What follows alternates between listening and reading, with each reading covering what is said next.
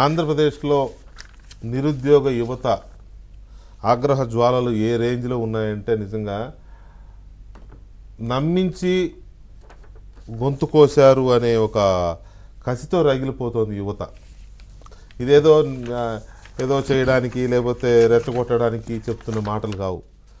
జిల్లాల్లో చూస్తుంటే అటు అనంతపూర్లో కానీ లేకపోతే ఇంకొన్ని చోట్ల కానీ ఇదే జగన్మోహన్ రెడ్డి గారు 2019 ఎన్నికల ముందు ఊదరగొట్టి మైకులు పగిలిపోయేలాగా చెప్పి మేము రాగానే 22,000 పోస్టులు 23,000 పోస్టులు ఉన్నాయి ఉపాధ్యాయ భర్తీలు, అవి మెగా డిఎస్సి వేసి రాగానే చేసేస్తామన్నారు. 5 ఏళ్ళు అయింది, ఎలక్షన్ వస్తుంది, ఏమవుతుందో తెలియదు. మెగా లేదు, ఏం లేదు, అంతా దగానే. పాపం వాళ్ళు ఏజ్ బార్ అయిపోతుందని కొంతమంది ఆల్రెడీ బార్ అయిపోయి ఒక రకమైన ఆత్మన్యూనతాభావంలోకి, ఒక రకమైన నిర్వేదంలోకి జారుకున్నారు చాలామంది నిరుద్యోగులు. ఉపాధ్యాయ పోస్టులు భర్తీ కాదు. ఆ 25 పెరిగి ఇప్పుడు ఈ 5 ఏళ్లలో మళ్ళీ ఖాళీ అయ్యి ఉంటాయి కదా, అయ్యో 2-3 వేలు యాడ్ అయినాయి. అంటే సుమారుగా ఇప్పుడు 25-26 వేల ఉపాధ్యాయ ఖాళీలు రెడీగా ఉన్నాయి నింపాల్సినవి. ఈయనేమో అసలు ఎడ్యుకేషన్కి విపరీతమైన ప్రయారిటీ ఇచ్చేస్తున్నాం, విద్యలో మేము దేశంలో నంబర్ 1. రాష్ట్రంలో 26,000 మంది ఉపాధ్యాయుల పోస్టులు ఖాళీగా ఉంటే విద్యలో నంబర్ 1 ఎలా అవుతారు? అసలు విద్యకి మీరు ఇచ్చే ప్రయారిటీ ఏంటి? టీచర్లు, ఇది సింపుల్ లాజిక్ కదా. టీచర్ లేకుండా విద్య ఎలా డెవలప్ అవుతుంది? ఏమన్నా అది కూడా బైజూస్ వాడు లేకపోతే మీరు ట్యాబులు అంటున్నారు, ట్యాబులతో పాఠాలు వచ్చేస్తాయా? సింపుల్ ఇది అంటే కళ్ళకి గంతలు కట్టే పరిస్థితి కనపడుతోంది. 25 లక్షల మంది నిరుద్యోగులు ఎదురు చూస్తున్నారు.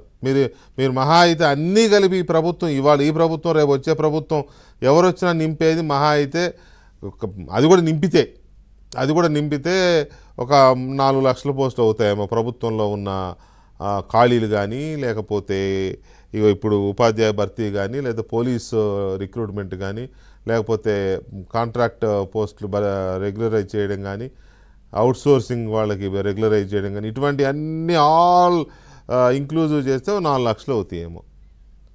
కానీ 25 లక్షల మంది సుమారుగా నిరుద్యోగులు ఎదురు చూస్తున్నారు.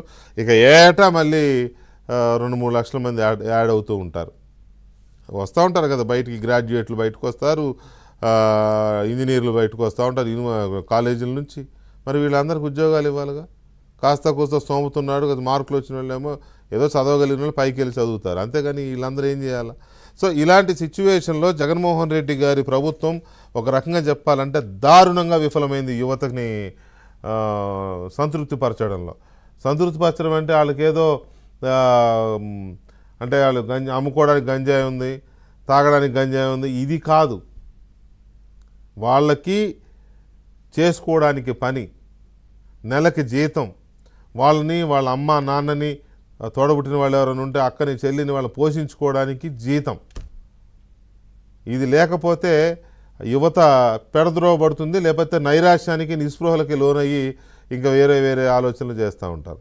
ఈ విషయంలో మాత్రం జగన్మోహన్ రెడ్డి గారు చాలా పెద్ద తప్పు చేశారు, చాలా పెద్ద తప్పటి అడుగు వేశారు.